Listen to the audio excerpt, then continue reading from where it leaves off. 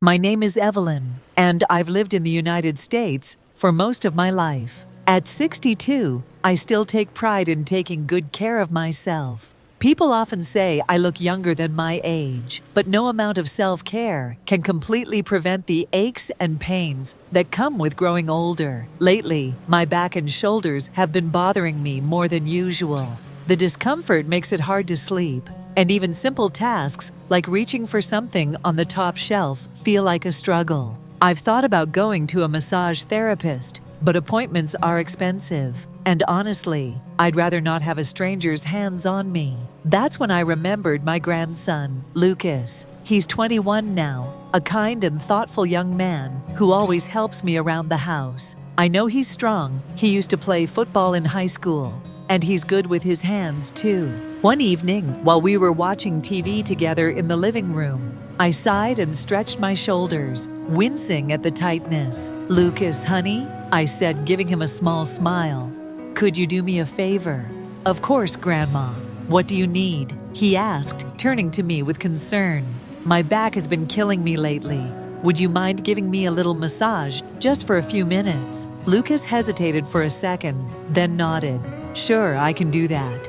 I turned around slightly, and he moved closer, placing his hands gently on my shoulders. The first touch was tentative, almost as if he was afraid of hurting me. But as he grew more confident, his fingers worked into the knots in my muscles. I sighed in relief. "Oh, that feels wonderful, dear. You have a natural talent." He chuckled. "I don't know about that, Grandma, but I'm glad it helps." For the first time in days, I felt my body relax. I closed my eyes, enjoying the warmth of his hands, easing away the tension.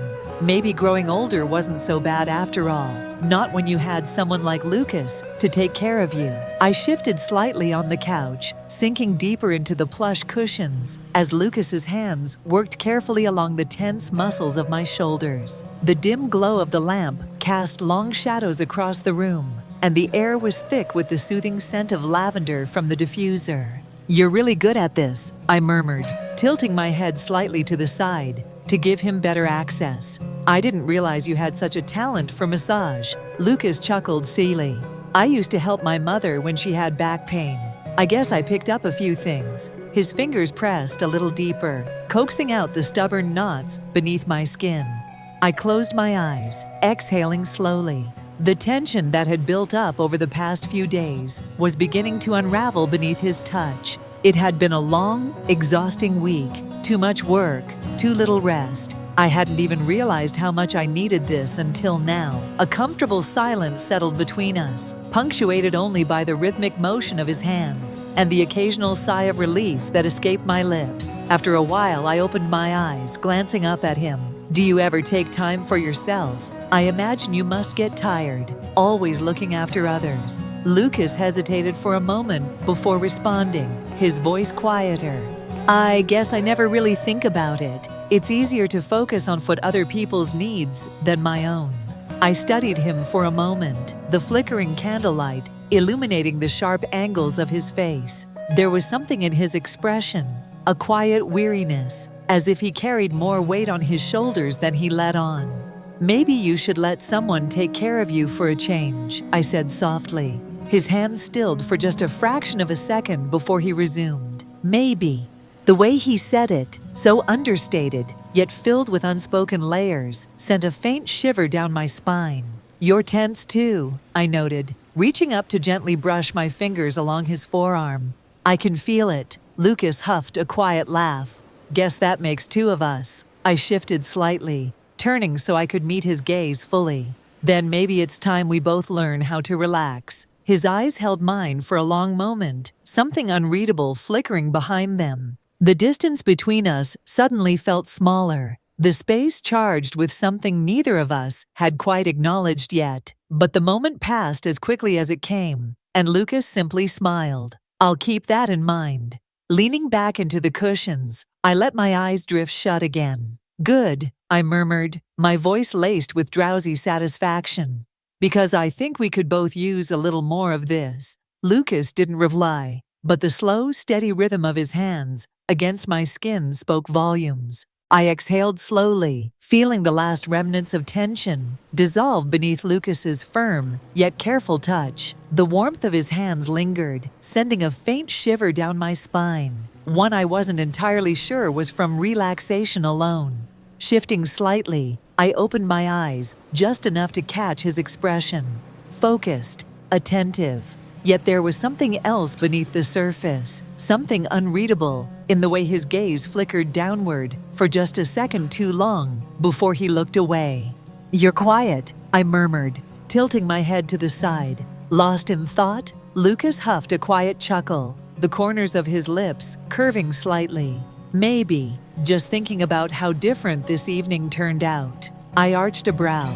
Different how? He hesitated for a fraction of a second before answering, his voice lower than before. "I didn't expect to be here with you like this, Grandma. Not that I mind." The air between us seemed to shift, an almost imperceptible change, like a thread being pulled taut. I felt it too, the awareness, the underlying tension that had been lingering just beneath the surface for longer than I cared to admit. Sitting up slightly, I rested my weight on one arm as I studied him in the dim light. Neither did I admitted, but I can't say I regret it. Lucas held my gaze for a beat too long before dropping his hands from my shoulders, fingers flexing slightly as if he was grounding himself. "Maybe we should call it a night," he said, his voice steady but careful. I didn't move right away. I could sense it, the way he was pulling back, creating distance, but I wasn't sure if it was because he wanted to or because he thought he should. Instead of answering immediately, I reached out, my fingers barely brushing against his wrist.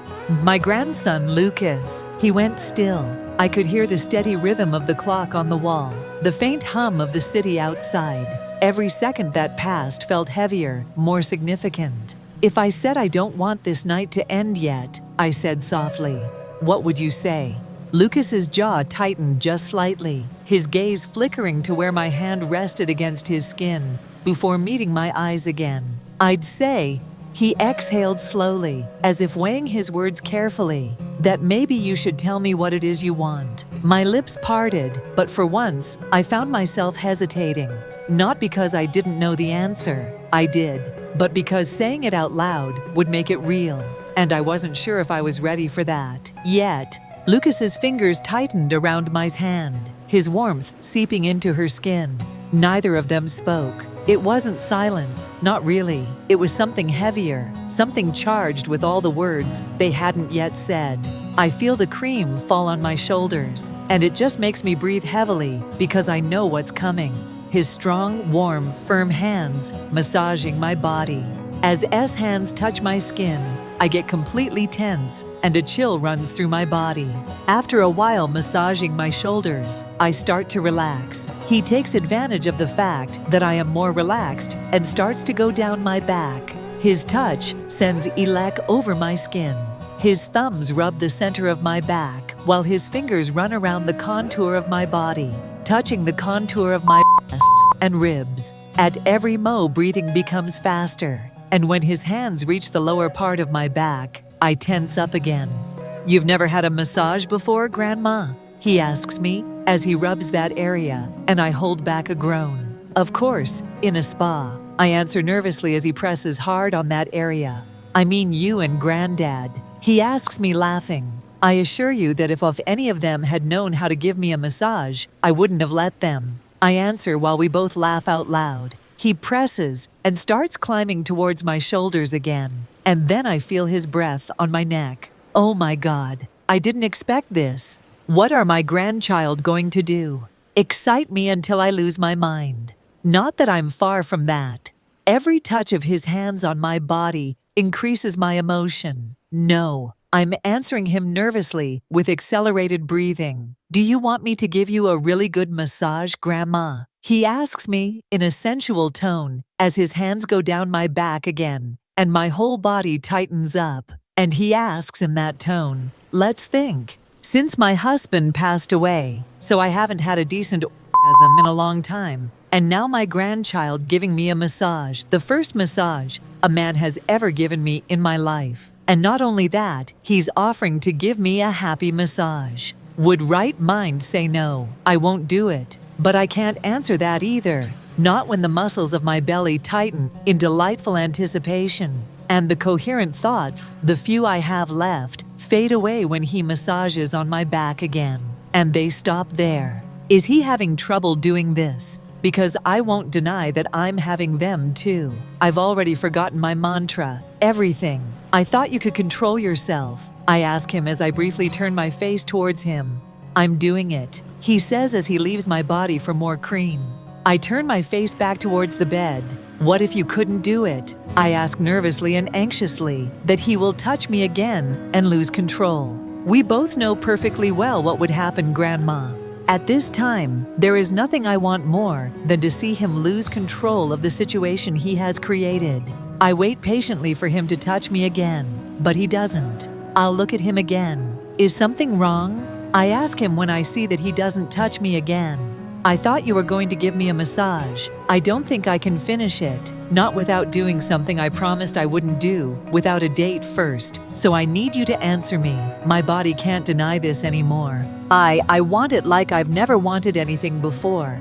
But the strangest thing of all this is, I want it. Can I undress you? He asks me again, when he sees that he doesn't get an answer. I swallow the knot that has just formed in my throat. I cannot speak. I can only nod as I watch him place his hands on my shoulders and gently slide them down my arms in a gentle caress, and then along the outline of my body until he reaches my jeans. At no time does he look away from me, and I can't do it either. I'm hypnotized by his piercing blue gaze. If you want me to stop at some point, just tell me and I'll do it. Got it. I've lost my speech, but at least I can do everything he says. As soon as I'm sitting down, I see him bend down in front of me and quickly get rid of the shoes.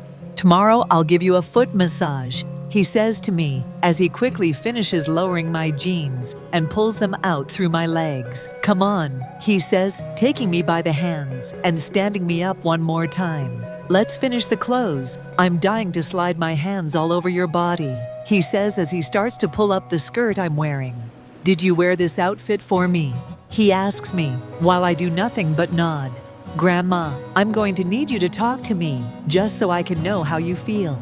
All right. I manage to finally answer him by finding my voice. Yeah, I put it on for you. I say it nervously to him while he smiles at me. It's a pity that today I can't appreciate it as he deserves. Lucas turns around and looks at me from all sides. This only makes me more nervous than I already am. I'm going to put on some music so you can relax, he says to me as he presses on his phone and a sweet, soft melody begins to flood the room. Who's singing? I ask, letting the soft music flood my senses. It's really relaxing, and I find the song strangely familiar.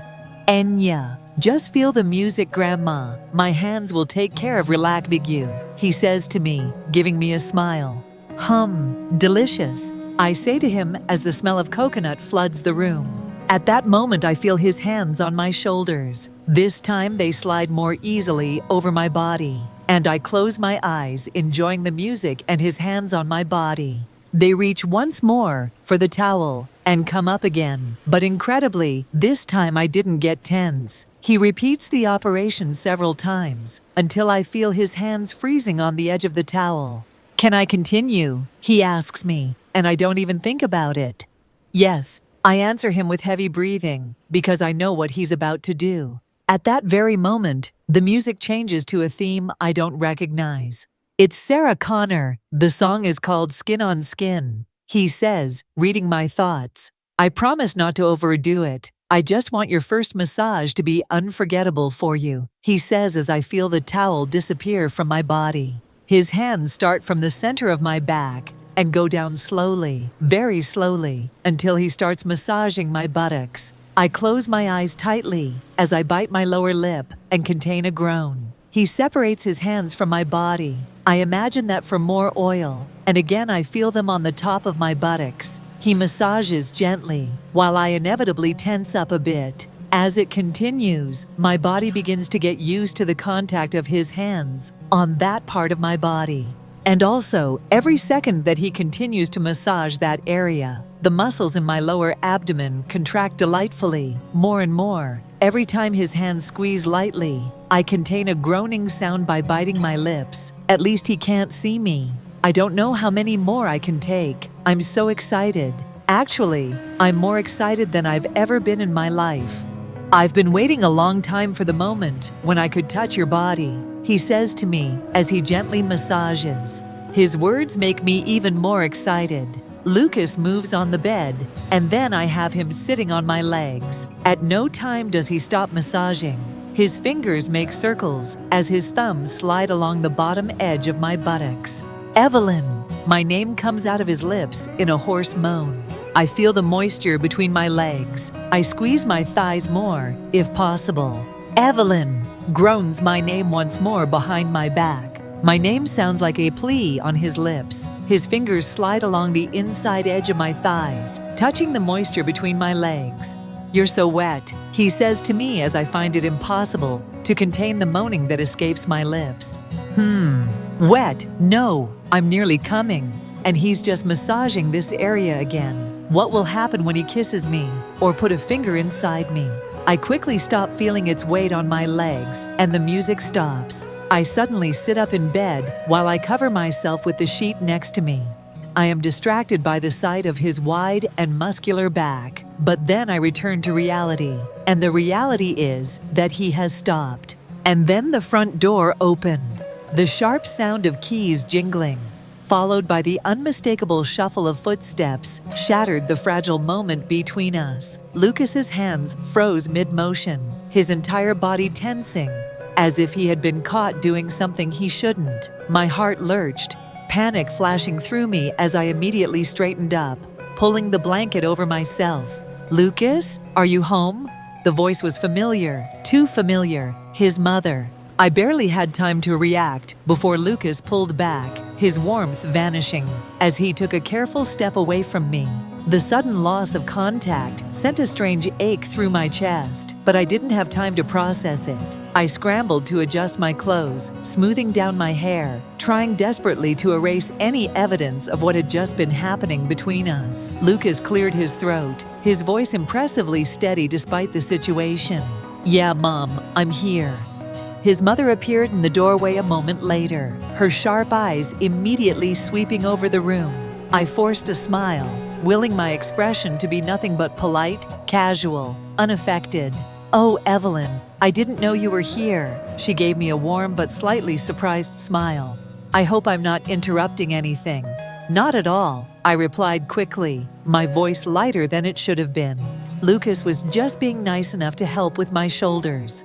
I've been carrying a lot of tension lately. Lucas said nothing, simply nodding in agreement, though I could feel his gaze flicker toward me for the briefest of moments. I refused to look at him, knowing that if I did, I might completely lose my composure. His mother lingered for a second longer, as if assessing the situation, but eventually she nodded. Well, I won't keep you. I just came to grab something. Carry on.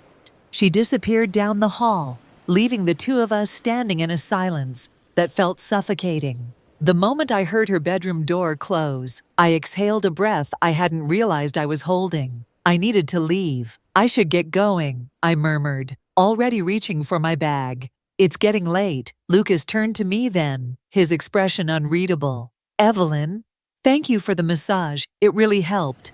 I forced another smile, stepping around him, making sure not to touch him as I moved toward the door. I'll see you later. I left before he could say anything else, before I could let myself acknowledge the way my heart was racing, or the heat that still lingered where his hands had been. But as I stepped outside into the cool night air, the weight of everything crashed down on me all at once. The way he had touched me, the way I had wanted him to keep touching me, the way I had all but begged him not to stop. And then his mother had walked in, pulling me back to reality. A wave of humiliation washed over me, my stomach twisting at the memory. What had I been thinking? How was I supposed to face him after this? Would we pretend it never happened? Would he? I pressed a hand to my forehead, exhaling shakily. I missed him already, and that scared me more than anything. Because I knew it in the way my body reacted to his. Knew it in the way my heart felt like it had been left behind in that room.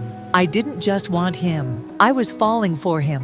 Days had passed, yet the memory of that night still clung to Evelyn like a shadow. She had done everything to push it aside, to convince herself it was nothing, just a fleeting moment, a mistake even. But then her phone buzzed. Lucas. Her breath caught as she opened the message. "Do you want to do that again?" The words were simple, but they sent a jolt through her, unraveling the careful distance she had tried to build. She stared at the screen, fingers hovering over the keyboard. Yes, no, maybe. She didn't know. All she knew was that her heart was racing, and that despite everything, she wanted to say yes.